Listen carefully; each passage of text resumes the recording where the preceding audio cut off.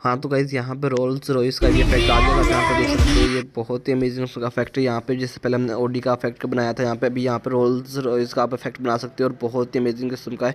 तो ये आपने किस तरह से इसको यूज़ करना है, तो चलिए आज के इंटरेस्टिंग वीडियो स्टार्ट कर लेते हैं। तो यहाँ पे आपने रोल्स रॉयस के यहाँ पे जो बटन दिया हुआ है इसके ऊपर आपने क्लिक कर लेना है। यहाँ पर आपके सामने इसका पेज ओपन हो जाएगा।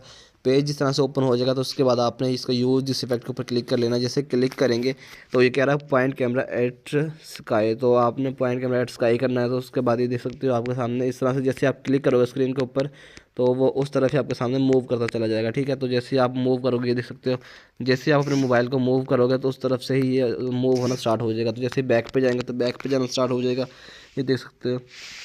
तो जिस तरह भी अपने मोबाइल को कैम मूव करोगे ये नीचे के करोगे तो वो भी आ जाएगा। ठीक है, तो जिस तरह से भी आप करोगे तो वो आप यहाँ से कर सकते हो। और इससे रोल्स रॉयस के ऊपर आप वीडियो बना सकते हो, देख सकते हो स्काई के ऊपर किया तो ये बिल्कुल स्काई बन के आ गया। तो इस तरह से आप इस